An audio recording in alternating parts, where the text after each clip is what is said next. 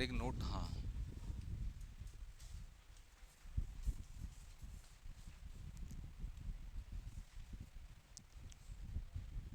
चलिए, जो बच्चे जो है स्टार्टिंग में नहीं आ पाए हैं वो ध्यान दें। हम यहाँ क्या पढ़ रहे हैं? हम पढ़ रहे हैं भारत का भौतिक विभाजन। हम क्या पढ़ रहे हैं? भारत का भौतिक विभाजन।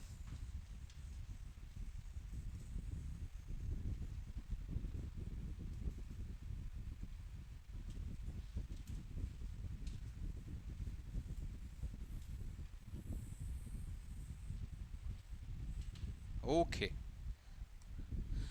ध्यान देंगे बिल्कुल। ज्योग्राफी की जान है ये टॉपिक, इंडियन ज्योग्राफी की। तो हमने बच्चों भारत को कुछ इस तरह से डिवाइड किया था। ये रहे हमारे सबसे पहला फिजिकल डिवीजन, जिसका नाम है हिमालय की चोटियां। ठीक है, मतलब कि उत्तर भारत के पर्वतीय प्रदेश। यहाँ पे हमने हिमालय पार भी पढ़ लिया था, है ना। और हमने उसके बाद अगला हमारा भौतिक विभाजन था प्रायद्वीपीय पठार, था, है ना। तो बच्चों, हिमालय और प्रायद्वीपीय पठार के बीच में जो आपको जगह मिलती है, ये पूरा ये पूरा क्षेत्र हमारा क्या कहलाता है? उत्तर भारत के मैदान। और ये ब्रह्मपुत्र मैदान भी इसी का ही पार्ट है। ठीक है। इसके ये कितने हो गए? एक सेक्शन, दूसरा, तीसरा, चौथा हमारा क्या था? तटीय कोस्टल प्लेन्स, तटीय मैदान, चौथा हो गया। पांचवा है आपका द्वीप समूह। तो हम आज दूसरा लेते हैं, नाम है उत्तर भारत के मैदान। सेकंड आपका भौतिक विभाजन है उत्तर भारत के मैदान। ठीक है, उत्तर भारत के मैदान।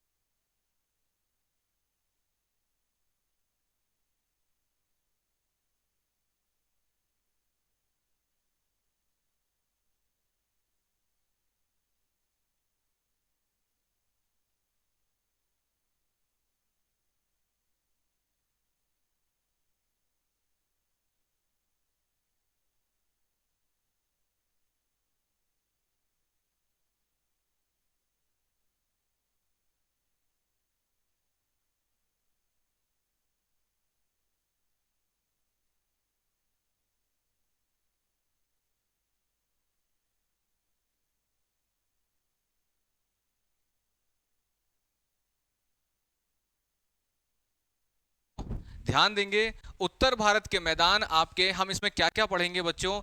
इनका फैलाव कहां से कहां तक है, यानी विस्तार, फैलाव नहीं लिखना चाहिए था। इनका विस्तार कहां से कहां तक है, फिर ये कैसे बने हैं, ठीक है, फिर इनकी प्रकृति क्या है। ये कुछ इंट्रोडक्टरी चीजें हैं जिनको हम पढ़ेंगे, जिससे हम उत्तर भारत के मैदानों का अध्ययन करेंगे। ठीक है।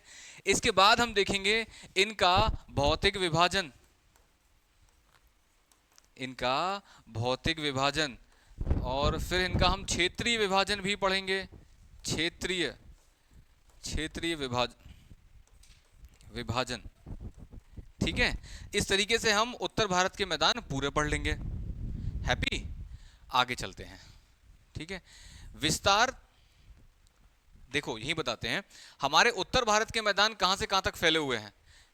यदि आपसे जनरली इनका विस्तार पूछा जाए तो क्या बताओगे? पश्चिम से पूर्व वाली सीमाएं बताओगे और उत्तर से दक्षिण वाली सीमाएं बताओगे, बता दोगे इनके बीच फैले हुए हैं। तो मोटे तौर पे कह सकते हो कि हिमालय और प्रायद्वीपीय पठार के बीच में जो हमको मैदानी क्षेत्र मिलता है वही हमारा उत्तर भारत का मैदान है। दोबारा ध्यान देंगे जिनका ध्यान नहीं था, हिमालय और प्रायद्वीपीय पठार के बीच में जो मैदानी भाग मिलता है वही है हमारा उत्तर भारत के मैदान। ठीक है, तो हमने इसकी उत्तरतम सीमा बता दी हिमालय, दक्षिणी सीमा प्रायद्वीपीय पठार का ये वाला किनारा, उत्तरी किनारा। ठीक है, इसकी पश्चिमी सीमा क्या है ये कौन बताएगा? ये कौन बताएगा पश्चिमी सीमा? तो बच्चों यहां से एक नदी बहती है, क्या नाम है उसका? सिंधु। और यहां एक नदी बहती है ब्रह्मपुत्र। तो ये पश्चिम में सिंधु नदी तक और पूर्व में ब्रह्मपुत्र नदी तक फैले हुए हैं। ठीक है, नेचुरल सी बात है, इतना हिस्सा ये सिंधु के मैदान ये हमारे किस में चले जाते हैं? पाकिस्तान में। इसका अध्ययन नहीं करेंगे हम, इंडो पाकिस्तान बॉर्डर से लेकर कंटिन्यू करेंगे और यहां तक ब्रह्मपुत्र तक। ठीक है, तो इसकी पश्चिमी सीमा सिंधु नदी, पूर्वी सीमा ब्रह्मपुत्र नदी, उत्तरी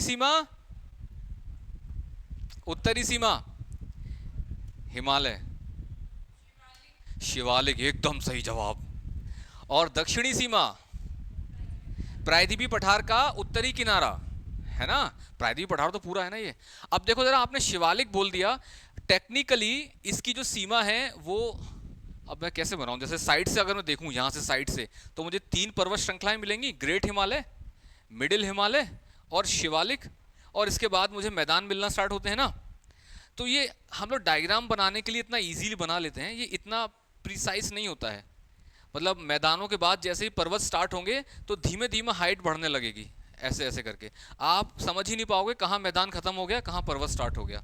तो ऐसे में टेक्निकली जो 300 मीटर ऊंचाई वाले क्षेत्र हैं उसको बाउंड्री समझ लेते हैं। 300 मीटर से अधिक ऊंचे क्षेत्र वो पर्वतीय क्षेत्र स्टार्ट हो गया, 300 मीटर से जो कम क्षेत्र वाला है वो मैदानों में ही काउंट करेंगे। तो हम एग्जैक्टली इसकी जो सीमा रेखा बनाते हैं वो 300 metre contour line, 300 metre contour line, यानी कि यहाँ आप ऊंचाई समझते हो कैसे नापते हैं? समुद्र तल से नापते हैं हर एक स्थान की। जैसे हमारा सपोज करो ये पृथ्वी है ना, ये कोई पृथ्वी है हमारी, ये पृथ्वी देखने में कैसी लगती है? गोल लगती है। क्यों लगती है? क्योंकि पानी भरा हुआ है पूरा, इस वजह से हमको ये गोल प्रतीत होती है। एग्जैक्टली गोल नहीं है वो, है ना? तो हमको कोई भी ऊंचाई अगर स्थल पर नापनी होगी तो ऑब्वियसली हम समुद्र तल ऐसे खींच लेंगे और फिर देखेंगे उसके ऊपर कितना निकला हुआ है ये। ठीक है, तो मानचित्र पर, मैप पर समान ऊंचाई वाले क्षेत्रों को यदि मैं मिला दूं तो एक रेखा बनेगी। उस रेखा को समोच्च रेखा कहते हैं, इंग्लिश में कंटूर लाइन। ठीक है, तो ये रही आपकी 300 मीटर कंटूर लाइन। इसके बाद ऑब्वियसली ऊंचाई बढ़ती जाएगी ना, यहाँ पे ये तो पर्वतीय प्रदेश स्टार्ट हो गया, इससे इस तरफ आओगे तो ऊंचाई घटती जाएगी क्योंकि ये पूरे मैदानी प्रदेश हैं इस तरफ। तो 300 मीटर कंटूर लाइन को हम सीमा रेखा मान लेते हैं। इसके उस तरफ हिमालय क्षेत्र स्टार्ट हो गया, इस तरफ मैदानी क्षेत्र है। ठीक है, तो उत्तरी सीमा, अब शिवालिक ना बोल करके आप क्या बोलोगे? 300 मीटर समोच्च रेखा कंटूर लाइन। समोच्च ऐसे लिखेंगे ना, देख लेना, कंटूर ऐसे लिखते हैं, कंटूर लाइन। आप लोग भी कंटूर नाम याद रखो, है ना? आज की तारीख में अंग्रेजी जो है वो हिंदी बन चुकी है। जैसे कि आप कृषि के प्रकार पढ़ते हो ना, कंटूर बंडिंग, कंटूर फार्मिंग, उसके हिंदी नाम कोई याद नहीं करता। तो वो कंटूर यही ऊंचाई से ही शब्द आया है वो। ठीक है, और दक्षिणी सीमा तो वही है अपने, क्या ये प्रायद्वीपीय पठार का उत्तरी किनारा, है ना? यहाँ पे हमने विस्तार समझा दिया ना, कोई समस्या तो नहीं है। अगला देखो ये कैसे बने हैं हमारे उत्तर भारत के मैदान। तो पहले ये जानना जरूरी है कि मैदान कितने प्रकार के होते हैं। एक मैदान जिस पे हम क्रिकेट खेल सकें, दूसरा जिस पे हॉकी खेल सकें, सीधी बात है। मैदान कितने प्रकार के होते हैं? कोई बच्चा यदि पहले से कुछ थोड़ा बहुत भी पढ़ा हो तो प्लीज बता दो। 5 नहीं भैया, 2 प्रकार के होते हैं मैदान। ये सही है, ज्यादा बोल दो सर अपने आप डर के मारे बता देंगे। 2 प्रकार के मैदान होते हैं, एक होते हैं एग्राडेशनल प्लेन, दूसरे होते हैं इरोजनल प्लेन। एग्राडेशनल मतलब किसी चीज के जमाव से बनने वाले, इकट्ठे होने से बनने वाले मैदान, और इरोजनल होते हैं किसी ऊंचाई वाले क्षेत्र के घिस के फ्लैट हो जाने से बने मैदान। जैसे आप देखोगे प्रायद्वीपीय पठार, इसका जो पूर्वी भाग देखोगे ना, ये नदियों ने इतना घिस दिया है, घिस घिस के फ्लैट कर दिया है। तो ये एग्जाम्पल है किसका? उर्मिल मैदानों का। एग्जैक्टली इरोजनल प्लेन्स को उर्मिल मैदान बोलते हैं, वो अभी निकल आया एकदम से, ठीक है। और एग्राडेशनल प्लेन्स को क्या बोलते हैं? अब एग्राडेशनल ही लिख लेना। तो जैसे नदियां अपना अवसाद जमा करेंगी या पवनें अपने अवसाद जमा करेंगी, तो उन अवसादों के जमाव से जो मैदान बनेंगे वो किस कैटेगरी में आएंगे? एग्राडेशनल कैटेगरी में, है ना। वो एग्रीगेट होकर मैदान बन रहा है। इरोजनल कैटेगरी में कौन से आएंगे? जो किसी एजेंट द्वारा घिस देने से बने हो। एजेंट कौन होता है? नदी या हवा या समुद्र, है ना। किसी एजेंट द्वारा घिस देने से वो इरोजनल प्लेन। तो ये हमारे किस कैटेगरी में है? ये हमारे कैसे हैं? एग्राडेशनल प्लेन है। एग्राडेशनल, अभी मैं इसकी हिंदी बता दूंगा बेटा, धैर्य बनाए रखना। एग्राडेशनल प्लेन यानी कि अवसादों के जमाव से बने मैदान है। और बिल्कुल टेक्निकली बोलूं तो ये जलोढ़ मैदान है। जलोढ़ अर्थात ये नदियों के अवसादों से बने हुए मैदान है, ठीक है।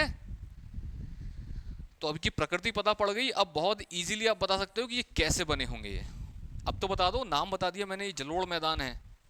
तो सिंपली कह सकते हो नदियों द्वारा अवसाद जमा कर देने से बने हैं। लेकिन इतने से क्या इनका ओरिजिन डिफाइन नहीं हो जाएगा। देखो हो क्या रहा है, हिमालय बन रहा है आपका, अभी बना कहाँ है, एक बन जान देंगे। ये रहा हमारा मैं यदि किसी चीज को मोड़ता हूं, जैसे मान लो ये कोई चीज है, यदि मैं इसको ऐसे फोल्ड करने की कोशिश करूंगा ना, तो आप हमेशा देखना ये जो ऊपर की तरफ फोल्ड पड़ेगा, इसको बोलते हैं एंटीक्लाइन। अवनति और सन्नति, अभिनति, अपनति, अरे एंटीक्लाइन। एंटीक्लाइन हमेशा ही एंटीक्लाइन के आगे नीचे की तरफ फोल्ड पड़ रहा होगा। अब इसमें थोड़ा बड़ा कागज होता ना तो मैं दिखा पाता। जैसे ये मैंने इसको फोल्ड किया तो ये तो ऊपर की तरफ फोल्ड हुआ, साथ ही साथ उस समय ना इसके ठीक आगे नीचे की तरफ डाउनवर्ड फोर्स लग रहा है। तो जैसा ऊपर एंटीक्लाइन निकला है ना, इसके आगे एक सिंक्लाइन बनेगा। ये हमेशा नियम है फोल्डिंग का। आपका हिमालय बना है, कहाँ गया हिमालय? ये हिमालय बना है आपका। तो ये हिमालय कैसे बना था? यहां पर अवसाद थे, भारतीय प्लेट जाके घुस गई किसमें? एशियन प्लेट में। तो वो अवसाद बेचारे ऐसे सिकुड़ गए, फोल्ड हो गए। तो जब वो फोल्ड हुए हैं तो उनके जो एंटीक्लाइन है उससे बनी है आपकी पर्वत श्रेणियां। इसके ठीक आगे अब सिंक्लाइन बनेगा, एक गर्त बनेगी, गर्त, सिंक्लाइन। अभी गर्त बनी है, अभी मैदान नहीं बना है, ठीक है। अभी क्या बनी है? सिंक्लाइन, गर्त बनी है केवल। तो एक चीज हमने देखी कि हिमालय के निर्माण के दौरान जो एंटीक्लाइन अर्थात जो पर्वत श्रेणियां बनी थी, उसके ठीक आगे एक महान गर्त बनी है, सिंक्लाइन। और क्योंकि एक नेचुरल रिजल्ट है एंटीक्लाइन का, यदि एंटीक्लाइन बनेगा तो उसकी जोड़ी में सिंक्लाइन जरूर बनेगा। यह हमेशा जोड़ी में बनता है, एंटीक्लाइन के साथ सिंक्लाइन, ठीक है। अब ये गर्त बन गई है। अब क्या है? ऑब्वियसली पानी हमेशा ऊंचाई से गर्त की तरफ चलता है, पानी कभी नीचे से ऊपर तो अपने आप नहीं जाता ना। तो हिमालय से उतरने वाली नदियां, और यहां पर कौन सा पठार है? प्रायद्वीपीय पठार है ना, नहीं है? अरे ये बताया तो था मैंने, ये मैदानों के दक्षिण में कौन सा पठार है? ये प्रायद्वीपीय पठार। तो यहां से जाने वाली नदियां और हिमालय से आने वाली नदियां, इन दोनों नदियों ने क्या किया होगा? यहां पर क्या जमा किए होंगे? अवसाद जमा किए होंगे ना। ये अवसाद करोड़ों सालों में इकट्ठा होते होते फाइनली इन्होंने पूरे स्पेस को फिल कर दिया, पूरे स्पेस को फिल कर दिया, ठीक है। तो आप कैसे लिखोगे? उत्तर भारत के मैदानों का निर्माण कैसे हुआ है? हिमालय के निर्माण के दौरान उसके आगे जो गर्त बनी है, इस गर्त में हिमालय और प्रायद्वीपीय पठार से आने वाली नदियों ने अवसाद जमा कर देने के कारण हमारे उत्तर भारत मैदानों का निर्माण हुआ है। बहुत लंबा स्टेटमेंट हो गया क्या? नॉर्मल है, ठीक है। अब ध्यान देना, यहां पे क्वेश्चन आता है कि अगर इन दोनों में से कोई एक नदी चूज करनी पड़े कि सबसे ज्यादा किसने निर्माण किया है, तो भैया 95% योगदान इसमें हिमालय से उतरने वाली नदियों का है। यहां प्रायद्वीपीय पठार से आने वाली नदियों का योगदान मात्र 5% है। इसका क्या कारण हो सकता है? हिमालय पे ग्लेशियर है भाई, पानी की कमी है क्या उस पर? है ना। एक तो ग्लेशियर है तो बढ़िया नदी, बहुत सारी नदियां होंगी जो वहां से आ रही होंगी। दूसरा, प्रायद्वीपीय पठार पे ग्लेशियर तो मिलने से रहा तो नदियों की संख्या कम है। दूसरा, वो हार्ड चट्टाने हैं, प्रायद्वीपीय पठार चट्टानी सतह है वो, तो उस पर जो पानी बहेगा तो उसमें बहुत ज्यादा सेडिमेंट नहीं होंगे, समझ रहे हो ना आप? कोई नदी यदि किसी मैदान के ऊपर बह रही है ना, तो उसमें बहुत सारे सेडिमेंट होंगे, और यदि किसी टाइल्स के ऊपर बह रही है तो सेडिमेंट होंगे क्या उसके अंदर? तो ये जो आपके पर्वत है ना, ये अवसादी चट्टानों से बने हैं जिनका अपरदन करना बहुत आसान होता है। तो यहाँ पे जब इनसे होकर नदियां बह रही हैं तो पर्याप्त अवसाद है उनके अंदर। यहाँ से आने वाली नदियों में बहुत कम अवसाद है। तो इसलिए मेजर मेजर कंट्रीब्यूशन किसका है? हिमालय से उतरने वाली नदियों का। हैप्पी, याद रहेगा। अब देखना जरा, एक और चीज बताता हूं मैं। ये जो सिंक्लाइन बना था, ये कुछ ऐसा बना था, ऐसा, ठीक है। तो यहां पे क्वेश्चन आ सकता है कि आपके जो उत्तर भारत के मैदान हैं, इनकी गहराई किस तरफ ज्यादा है? हिमालय की तरफ ज्यादा है कि प्रायद्वीपीय पठार की तरफ ज्यादा है? तो मैंने डायग्राम बनाया तो है, हिमालय की तरफ कितनी गहराई है इनकी, है ना। और जैसे जैसे प्रायद्वीपीय पठार की तरफ आते जाओगे, ये छिछले होते जाएंगे, मतलब कम गहराई मिलेगी इनकी। बिल्कुल यहाँ पे तो एकदम थोड़ा फूंक मारोगे, धूल हटाओगे, नीचे जमीन दिख जाएगी आपको। अरे कहने का मतलब, यहाँ पर गहराई बहुत कम है, ठीक है। मैंने बहुत जल्दी जल्दी बता दिया क्या? बहुत नॉर्मल सा कॉन्सेप्ट था ना ये। यहाँ पे मैंने 2-3 क्वेश्चन कलेक्ट बताए। पहला, हिमालय के निर्माण के दौरान ही गर्त बनी, उस गर्त में हिमालय और प्रायद्वीपीय पठार से उतरने वाली नदियों ने अवसाद जमा किए, जिससे करोड़ों वर्षों बाद हमारे उत्तर भारत के मैदान बन गए, ठीक है। तो इस प्रकार ये जलोढ़ मैदान है और अवसादों के जमाव से बने हैं, यानी कि एग्राडेशनल प्लेन है, इरोजनल प्लेन नहीं है ये, ठीक है। दूसरा, इन दोनों नदियों में कंपेयर करें तो मेनली हिमालय की नदियों ने ही इनका निर्माण किया है। इसीलिए उत्तर भारत के मैदानों को मुख्यतः आप क्या बोल देते हो? सिंधु गंगा ब्रह्मपुत्र मैदान, है ना। क्योंकि ये 3 प्रमुख तंत्र है ना, सिंधु नदी और उसकी सहायक नदियां, गंगा और उसकी सहायक, और ब्रह्मपुत्र और उसकी सहायक, इन तीनों प्रमुख नदियों ने मिलकर इसका निर्माण किया है। तो इसीलिए उत्तर भारत के मैदान को आप सिंधु गंगा और ब्रह्मपुत्र मैदान भी कह देते हो आप, ठीक है। इनका कंट्रीब्यूशन बहुत कम है। दूसरा, हमने देखा हिमालय की तरफ इसकी गहराई ज्यादा है, जैसे जैसे प्रायद्वीपीय पठार की तरफ आते हैं इसकी गहराई कम होती जाती है। नहीं नहीं, ये फोल्ड इस तरीके से पड़ा था कि यहाँ पे गहराई ज्यादा थी, जैसे जैसे प्रायद्वीपीय पठार आ रहा है गहराई कम होती जा रही है, ठीक है। अब एक और चीज देखो, ये बहुत ही इस यहाँ पे इसका मतलब कोई आवश्यकता नहीं है, लेकिन फिर भी मैं बता रहा हूं। आपको देखने में क्या लगेगा, ये पठारी भाग कैसा है? ये ठोस चट्टानों से बना है, और ये चट्टानें यहीं समाप्त हो गई। इसके बाद सीधा हिमालय की पर्वतीय चट्टानें स्टार्ट हो रही हैं, अवसादी चट्टानें स्टार्ट हो रही हैं, और बीच में क्या मिल रहा है? मैदान मिल रहे हैं। लेकिन जो ओरिजिनल स्टूडेंट हैं वो जानते हैं इस बात को कि मैदान सिर्फ ऊपर से सुपर इम्पोज किए हुए हैं, नीचे यदि हाथ डालोगे तो वही ओरिजिनल चट्टानें नीचे भी कंटिन्यू जा रही हैं। इनफैक्ट हिमालय के नीचे होते हुए सीधा मेंटल में धंस रही हैं वो, ठीक है। नहीं, मेंटल में पहुंची नहीं है, मेरे मुंह से गलत निकल गया। क्योंकि जब दो कॉन्टिनेंटल प्लेटें टकराती हैं तो धंसने वाली प्लेट कभी भी मेंटल तक नहीं पहुंच पाती है, इसीलिए जो है कभी ज्वालामुखी नहीं मिलेगा यहाँ आपको, ठीक है। तो इसीलिए ना आपकी जो ये जो चट्टाने हैं ना, ये जो प्रायद्वीपीय पठार, वाह पृथ्वी पानी छोड़ के भाग गई। तो प्रायद्वीपीय पठार की चट्टाने हैं, ऊपर से देखने पर आपको लगता है यहाँ खत्म हो गई हैं, बट थोड़ा इसको साफ करोगे झाड़ू पोंछा मार के तो पता पड़ेगा वो नीचे तक बिल्कुल कंटिन्यू कर रही है, हिमालय के नीचे तक जा रही हैं पूरा। इसीलिए इन चट्टानों को बेसमेंट रॉक्स बोलते हैं, आधारभूत चट्टानें, आधारभूत बेसमेंट रॉक्स, है ना। ये हमारी आर्कियन चट्टानों से बना है हमारा प्रायद्वीपीय पठार, पृथ्वी की सबसे पुरानी चट्टानों में से एक है ये, ठीक है। और इन्हीं को बेसमेंट रॉक्स बोलते हैं, क्योंकि ऊपर से कोई भी रॉक दिखाई दे रही हो, नीचे आपको यही रॉक्स मिलेंगे बेसमेंट के रूप में। ये अगले किसी चैप्टर में पढ़ेंगे, यहाँ इसका कोई उपयोग नहीं है। यहाँ तो सिर्फ डायग्राम बनाया था तो मैंने बता दिया कि ये आपके उत्तर भारत के मैदानों के नीचे वो जो प्रायद्वीपीय पठार की चट्टानें थी वो कंटिन्यू मिलेंगी आपको। ऊपर से देखने पर नहीं समझ में बनता, नीचे है, ऐसे हाथ डाल के देखना मिल जाएंगे, ठीक। 2000 मीटर गहराई है, 2000 मीटर समझ रहे हो, 2 किलोमीटर चला जाएगा, 2 किलोमीटर हाथ ठीक है। ये उत्तर भारत के मैदान हमने देख लिए भैया कैसे बने। आगे बढ़ते हैं, आगे बढ़ते हैं। प्रकृति मैंने बताई दी ये कैसे बने, वो हमने देख लिया कि कैसे बने। प्रकृति हमने बताई दी कि ये जमाव से, अवसादों के जमाव से बने हैं, एग्राडेशनल प्लेन है। और ये बिल्कुल प्रिसाइसली बोलें तो नदियों द्वारा अवसादों के जमाव से बने, अर्थात जलोढ़ मैदान है ये, है ना। जैसे अगर हिमानियों द्वारा अवसाद जमा किए जाते, हिमानी माने ग्लेशियर, तो उनको बोलते हैं हिमोड़ मैदान। ये जलोढ़ मैदान है, हिमोड़ मैदान, ठीक है। ऐसे ही पवन द्वारा अवसाद जमा किया, उन्हें क्या बोलते हैं? बताने वाले को 1 लाख रुपए इनाम। पवन यदि अवसाद जमा करे तो उसे क्या बोलते हैं? पपोड़ मैदान। अरे लोएस के मैदान, वो तो नॉर्मल सा क्वेश्चन था ये तो। लोएस के मैदान, ठीक है। कहाँ मिलेंगे लोएस के मैदान? जहां पवनें बहुत तेज बहती हों, मुख्यतः जो रेगिस्तानी क्षेत्र होते हैं ना, उनके आजू बाजू में मिलते हैं लोएस के मैदान, क्योंकि वहीं से वो डस्ट को उठाती हैं और थोड़ा दूर ले जाके पटक देती हैं। राजस्थान के अगल बगल आपको मार्जिनल क्षेत्र में मिल जाएंगे, ठीक है। आगे चलते हैं, प्राकृतिक विभाजन देखते हैं इन मैदानों का। पक्का प्राकृतिक, बंद कर देना ये गेट, तो बंद ही है।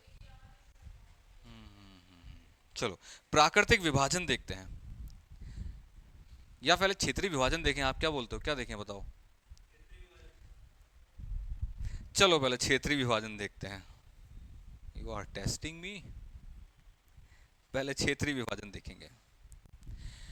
तो जम्मू कश्मीर का तो कोई उपयोग है नहीं है, बना देते हैं फिर भी।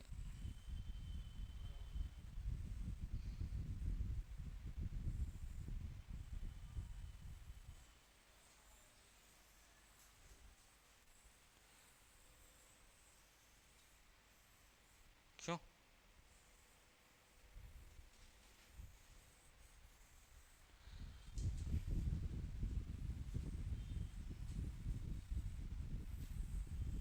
ठीक है, हम तो मैदान पढ़ रहे हैं तो इसको ऊपर ले जाते हैं।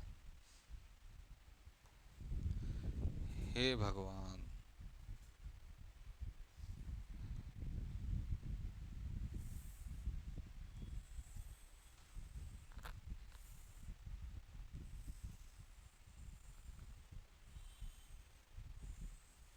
देखो गुजरात कहाँ चला जाएगा? ये तटीय मैदानों में हम इसको पढ़ेंगे, अभी गुजरात को नहीं पढ़ रहे हैं। पहले प्रायद्वीपी पठार बना दें यार, थोड़ा मैप आसान हो जाएगा। ऑब्वियसली ये टू द स्केल नहीं बन पाया है, मैंने माफ करी, ठीक है। टू द स्केल नहीं बन पाया ये रहा हमारा प्रायद्वीपीय पठार ऐसे करके, और ये कहीं से ऊपर से आपका ये ऐसे करके, ठीक है। समझ में आ रहा है सभी लोगों को? यहाँ पे मैं मान लेता हूँ कि ये गुजरात और राजस्थान की बॉर्डर है, ठीक है। प्राय अपने मैदान यहीं से स्टार्ट हो रहे हैं। अच्छा, कुछ किताबों में गुजरात को उत्तर भारत के मैदानों से अलग दिखा, गुजरात नहीं है क्या ये, राजस्थान, राजस्थान के मरुस्थल को उत्तर भारत के मैदानों से अलग दिखाया है। तो आप चाहें तो वैसा भी पढ़ सकते हैं, बट टेक्निकली ये इसी का ही पार्ट है, ठीक है। तो ये लेते हैं राजस्थान। राजस्थान के क्षेत्रीय विभाजन में क्या पढ़ते हो आप? देखते हो कि उत्तर भारत के जो मैदान हैं इनको अलग अलग क्षेत्रों में किन अलग अलग नामों से जाना जाता है। तो यहाँ आपको देखने को मिलेगा राजस्थान के मैदान, यहाँ पंजाब हरियाणा के मैदान, इधर गंगा के मैदान और उधर ब्रह्मपुत्र के मैदान। ये कुल इनके 5 क्षेत्रीय विभाजन है। 1 2 3 4 क्षेत्रीय विभाजन है ना। मैदान है सभी, लेकिन अलग अलग नाम दिए गए हैं, इसी को बोलते हैं क्षेत्रीय विभाजन। पहला देखते हैं हमारा राजस्थान के मैदान। ये इस तरफ आपको क्या मिलेगा? प्रायद्वीपीय पठार है ना। ओके, ये आपका है अरावली पर्वत। क्या है ये? अरावली पर्वत। अरावली पर्वत राजस्थान मैदानों की पूर्वी सीमा बनाते हैं, ठीक है। पश्चिमी सीमा सिंधु नदी तक जाएगी, लेकिन हम क्या पूरे सिंधु नदी तक का अध्ययन करेंगे? नहीं, हम सिर्फ इंडो पाकिस्तान बॉर्डर तक को ले रहे हैं। भारत का फिजिकल डिवीजन पढ़ रहे हैं ना हम, भारत का भौतिक विभाजन। तो हाँ बोलिए।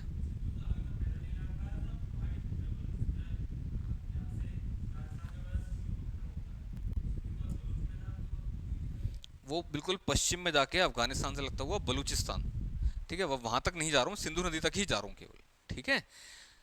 ये अरावली, अरावली, अरावली मैदान, इसकी पश्चिम सीमा हमने मान ली क्या? इंडो पाकिस्तान बॉर्डर, अन्यथा वो जाता सिंधु नदी तक है। ठीक है। और उत्तरतम सीमा, जैसे ये कोई वेल डिफाइंड नहीं है, ऐसे ही कोई ये वेल डिफाइंड नहीं है। ये रही हमारी, ऊपर है पंजाब, नीचे है राजस्थान, इस बीच में ये पूरा क्षेत्र हमारा राजस्थान के मैदान या राजस्थान के डेजर्ट कहलाता है। हाँ, देखेंगे इसके कुछ हिस्से करेंगे हम राजस्थानी मैदान के। इस पूरे ही मैदान को हम क्या बोलते हैं? मरुभूमि। क्या बोलते हैं इस पूरे को?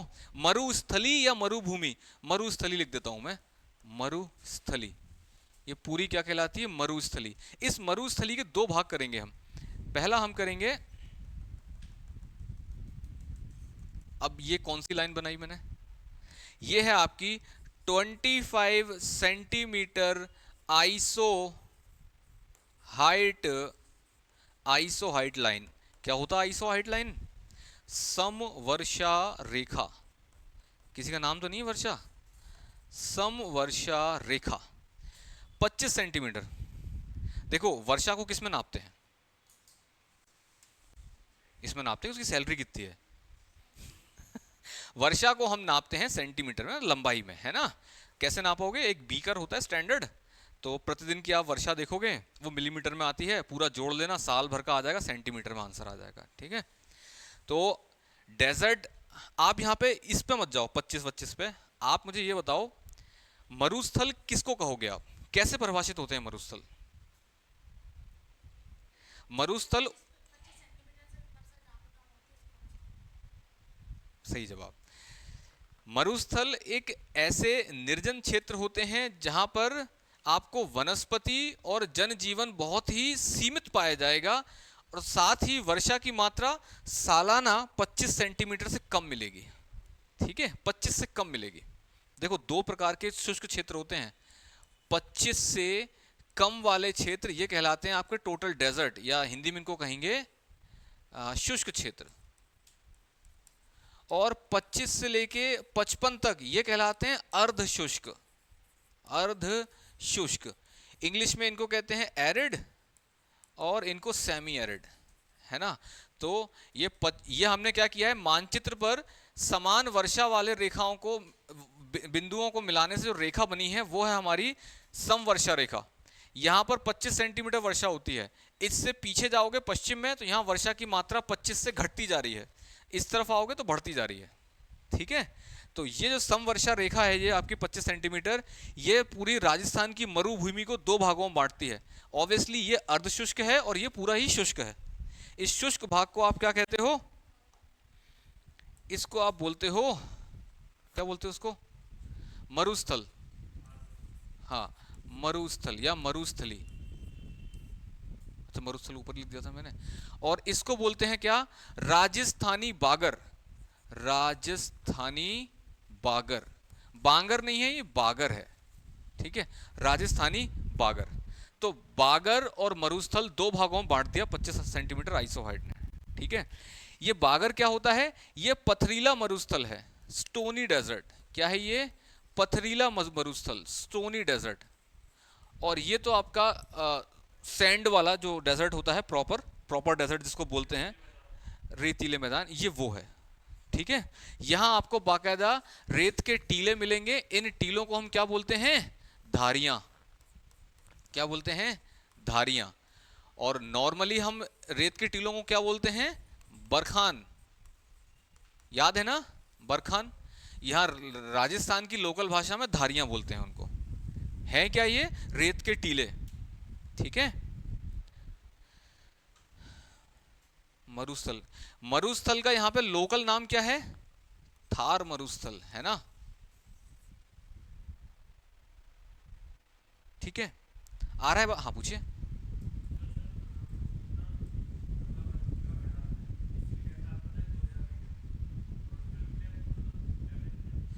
ऐसे पर्टिकुलरली हर किसी की डेप्थ ना ही तो मैं बच्चों को बताता हूँ, ना ऑनेस्टली मुझे खुद भी नहीं पता। और वो 2000 मैक्सिमम है हिमालय के पास। एवरेज कितनी है? लगभग होगी 1000 मीटर के आसपास। और एवरेज का मतलब होता है वो ट्रू नहीं होती है, उससे कम भी हो सकती है, उससे ज़्यादा भी हो सकती है ना। ठीक है, हाँ, इसका कोई अंदाज़ा नहीं है, होगी 1000 मीटर के आसपास होगी। ठीक है। अब देखना बच्चों, ये आपका डेजर्ट हो गया। यहाँ पर ना एक नदी बहती है, क्या नाम है उस नदी का? लूनी रिवर। लूनी रिवर की सभी सहायक नदियां, एक को छोड़ के सभी सहायक नदियां यहां अरावली पर्वत से उतरती हैं, ठीक है। और नदियां अपने साथ क्या लेके चलती हैं? अवसाद। उन अवसादों को जमा करेंगी नदियां? नहीं करेंगी। अवसादों के जमा करने से कालांतर में यहां पर आपको उपजाऊ मैदान मिलेंगे छोटे छोटे से। इन उपजाऊ मैदानों को हम क्या बोलते हैं? रोही। क्या बोलते हैं? रोही। रोही क्या हुए? ये अरावली से उतरने वाली नदियों ने छोटे छोटे उपजाऊ मैदान क्रिएट किए हैं, इनको हम रोही कहते हैं। और ये कहाँ मिलते हैं? राजस्थानी बागर क्षेत्र में मिलते हैं। हैप्पी, यहां पे आपका राजस्थान पूरा हो गया। ठीक, अगला हम चलते हैं। अच्छा,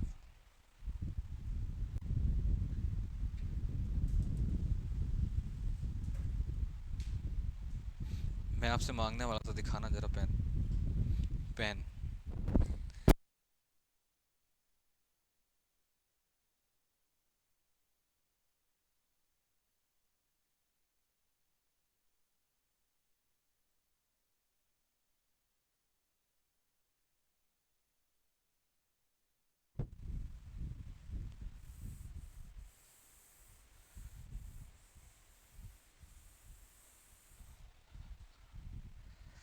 और उसको ले चले नीचे।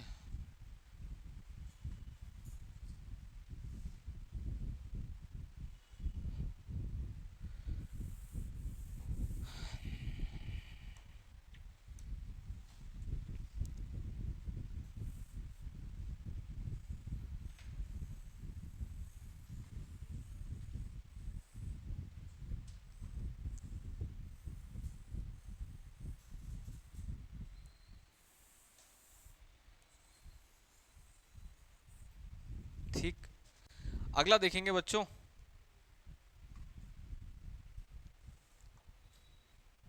ये है हमारा, ये कौन सा मैदान है? पंजाब हरियाणा के मैदान। कौन से मैदान है? पंजाब हरियाणा के। राजस्थान के ठीक ऊपर मुझे मिलते हैं पंजाब हरियाणा के मैदान। ये मैदान आपके कहां तक जाएंगे? सिंधु नदी तक। लेकिन हम कितना अध्ययन कर रहे हैं? सिर्फ इतने का अध्ययन कर रहे हैं, ठीक है। इसकी पश्चिमी सीमा हम क्या मान लेंगे? Indo Pakistan border. दक्षिणी सीमा राजस्थान के मैदान। उत्तरी सीमा कौन सी लाइन बताई थी? 300 मीटर कंटूर लाइन। भूल जाते हो यार जल्दी। उत्तरी सीमा है इसकी 300 मीटर कंटूर लाइन, ठीक है। इस प्रकार इसकी सीमाएं चारों डिफाइन कर दी मैंने। अब देखिए इनको क्या बोला? पंजाब हरियाणा के मैदान। तो बेसिकली ये दो मैदानों का मिश्रण है ये। तुम लोगों ने पूछा भी नहीं सर पूर्वी सीमा कौन बनाता है, तो भैया पूर्वी सीमा बनाती है यमुना नदी।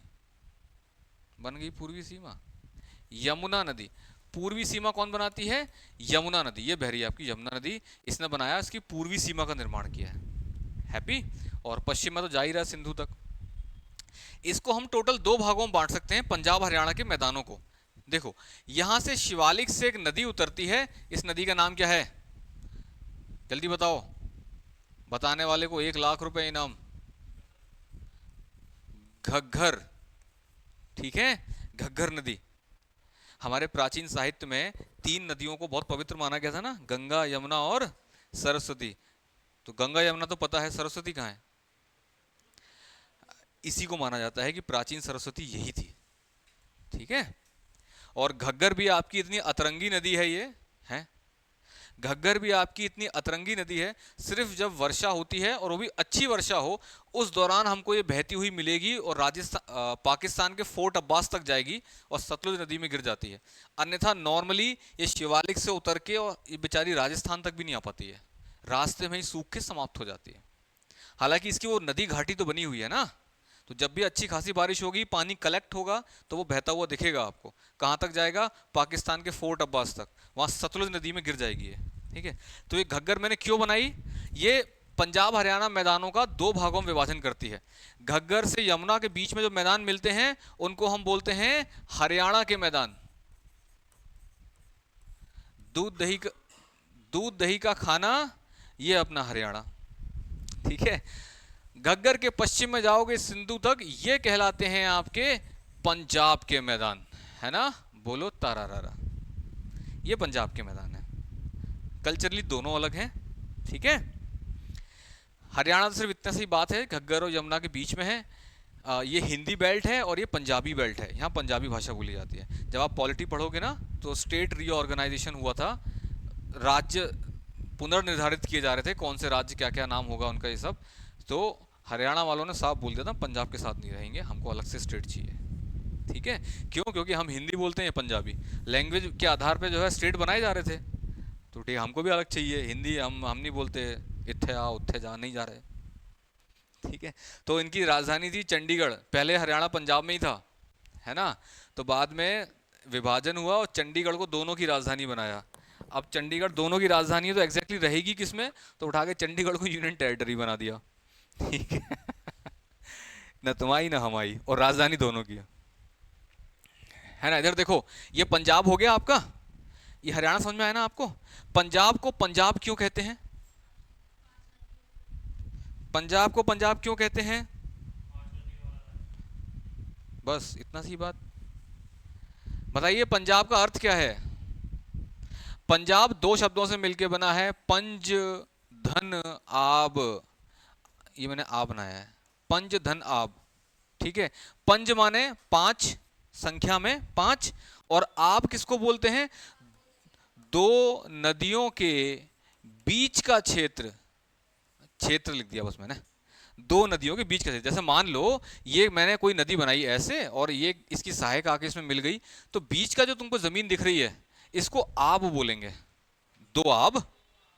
तो बेसिकली ये पांच दो आबों से मिलके बना है ये पूरा क्षेत्र, इसलिए उसको पंजाब बोलते हैं।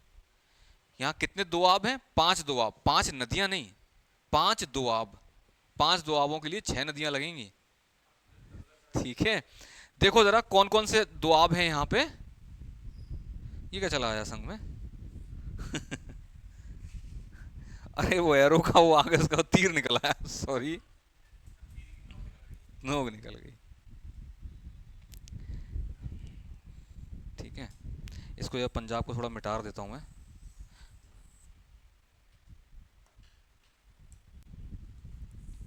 देखो पांच आबों से मिलकर बना है, तो यहाँ कुछ आब बना देते हैं अपन। ये जा रही है हमारी कौन सी नदी? सिंधु नदी, सिंधु, ठीक है। और घग्गर हो गई। ये जा रही है आपकी सतलुज नदी, कौन सी? सतलुज, सतलुज। सतलुज में ही मिल गई आके आपकी कौन सी? ब्यास नदी। हिंदी में इसको व्यास लिखते हैं, इंग्लिश में ब्यास लिखते हैं, तो व्यास बोल दिया, ठीक है, व्यास नदी। फिर और देखेंगे, ये रही हमारी झेलम, यहां लिख देता हूं मैं झेलम। और ये रही आपकी, ये रावी कहां गई और चिनाब कहां गई? ओके, ये है आपकी व्यास, रावी, चिनाब और झेलम। अबे यार, ये मैंने कौन सा डायग्राम बना दिया?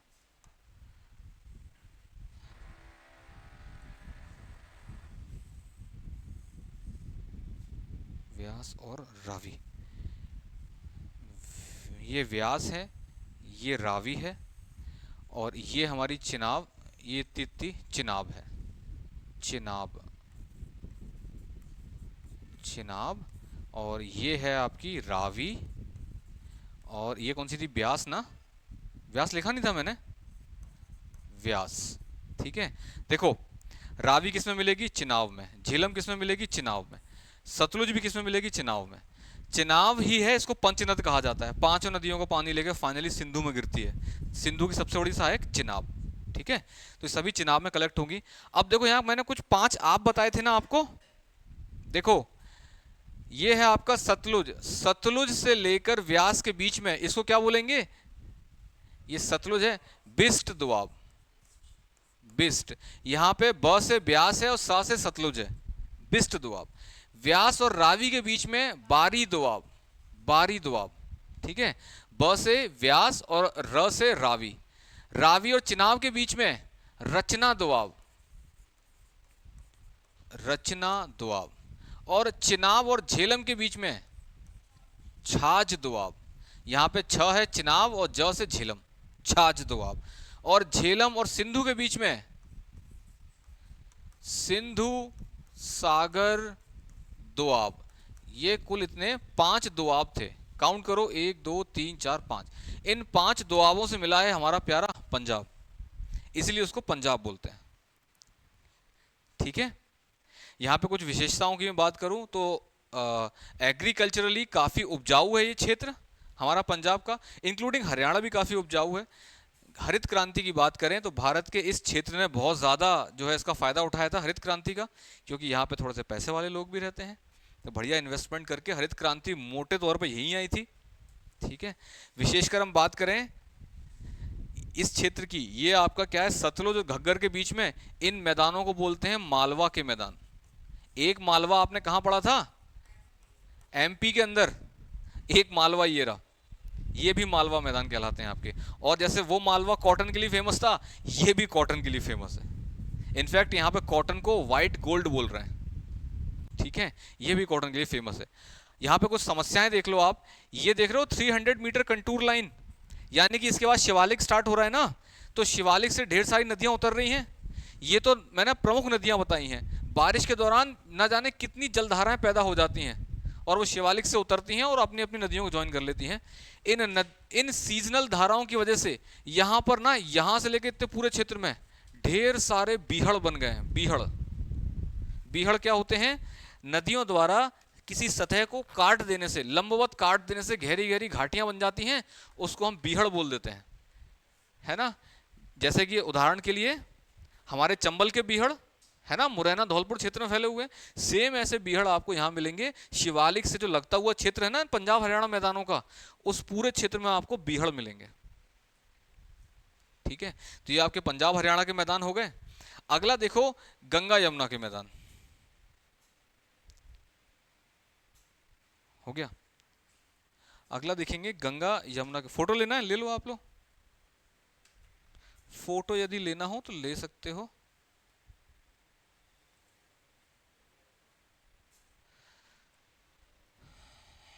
ठीक है, आज क्लास को यहीं रखते हैं। That's all for today. 4:30 बज चुके हैं।